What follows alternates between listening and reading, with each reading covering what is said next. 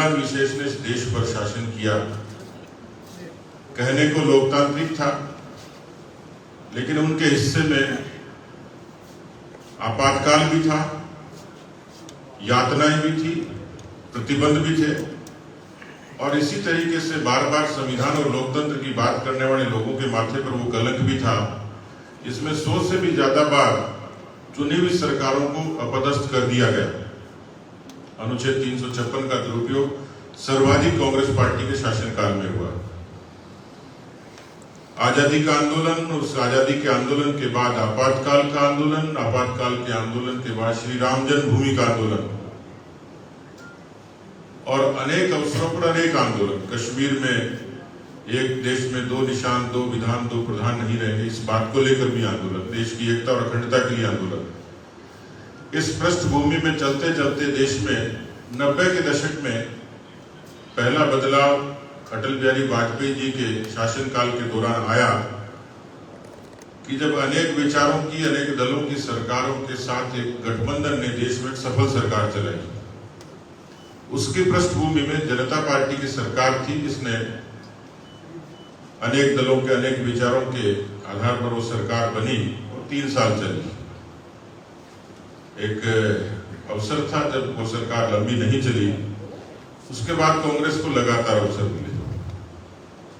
देश की राजनीतिक इतिहास में मैं ये कहूं कि 2014 में भी इसी तरीके का एक क्रांतिकारी बदलाव आया था। एक राजनीतिक क्रांति थी।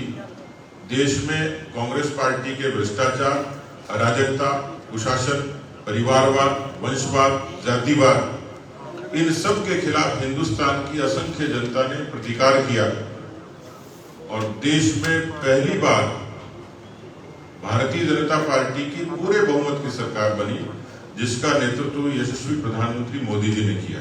भारतीय जनता पार्टी के 13 साल के कालखंड का लेखा जोखा करेंगे तो एक सामान्य सी बात है, दुनिया का सबसे बड़ा लोकतंत्र और देश के प्रधानमंत्री जब लाल किले से आह्वान करते हैं कि भारत को स्वच्छ रखें, देश में माताओं बहनों को सम्मान और सुरक्षा और स्वास्थ्य का, आरोग्य का संबल देने के लिए शौचालय बनाओ, तो कदाचित जो विकसित देश थे, पूंजीपति देश थे, उनको हंसी आई होगी, लेकिन ये सामान्य बात नहीं थी। इतने बड़े लोकतंत्र में उस गांव की, उस माता बहन की विडंबना देखिए जो अंधेरा होने का इंतजार करती थी। बात तो सामान्य थी, लेकिन देश के प्रधानमंत्री की दूरदृष्टि थी। उन्होंने इस पीड़ा को समझा और देश में 10 करोड़ से भी ज्यादा शौचालय बनकर तैयार हुए। ये बदलाव का पहली शुरुआत थी।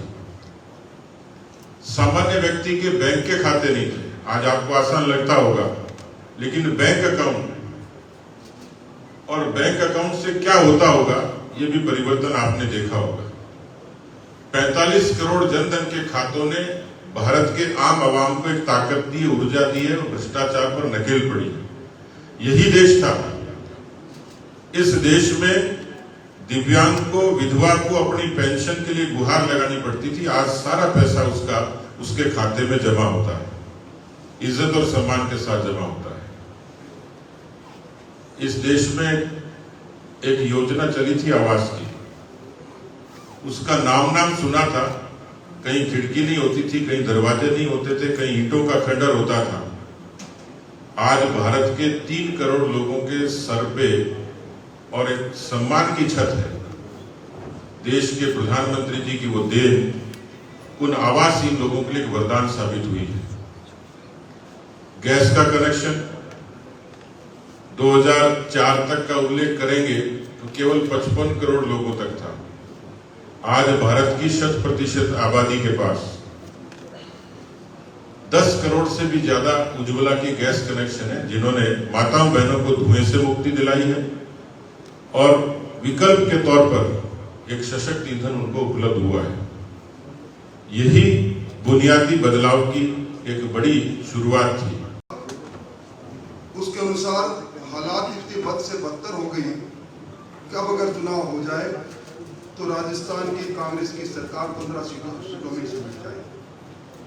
एक रिपोर्ट कार्ड कल मुख्यमंत्री जी ने स्वयं प्रस्तुत किया है। राज्यसभा में नामांकन के बाद उन्होंने कहा कि वो चौथी बाड़ाबंदी अपनी करेगी। कुल मिला के इस बाड़ाबंदी से पहले राजस्थान के अंदर ये पहली हुकूमत होगी जिसने लगभग 58 दिन इससे पहले बाड़ाबंदी में गुजारे। एक रिकॉर्ड बनेगा। और मुख्यमंत्री जी भारतीय जनता पार्टी पर हॉर्स ट्रेडिंग की बात कर रहे हैं। 2 बार में पूरी एलिफेंट ट्रेडिंग की नहीं, पूरे हाथी को निकल गए और आज हमें शिक्षा दे रहे हैं। अभी आपने देखा होगा जिलों की नगरी उदयपुर में उनका चिंतन शिविर था और चिंतन शिविर के बाद कांग्रेस की चिता में आग लगाने के लिए उनके यूथ कांग्रेस के अध्यक्ष गणेश गोगरा आगे आए। उनके पूर्व यूथ कांग्रेस के अध्यक्ष और खेल मंत्री अशोक चांदना आगे आए। भरत सिंह जी जो हमेशा हर महीने एक चिट्ठी लिखकर भ्रष्टाचार के प्रमाणित आरोप लगाते हैं सरकार के मंत्रियों पर, उन्होंने फिर चिट्ठी लिख डाली। और आपके राजेंद्र भिदुड़ी जी ने कह डाला कि अगर रीट की परीक्षा की जांच सीबीआई करते तो मंत्री जेल में जाते। रामलाल मीणा एक विद्रोह का एक बड़ा व्यापक स्वरूप हम देख रहे हैं और शायद इसीलिए मुख्यमंत्री जी अपना रिपोर्ट कार्ड रखने के बजाय अब तक उन्होंने एक ही रिपोर्ट कार्ड बनाया है कि अपनी सरकार को बचाने के लिए बाड़ाबंदी का रिपोर्ट बना रहे हैं।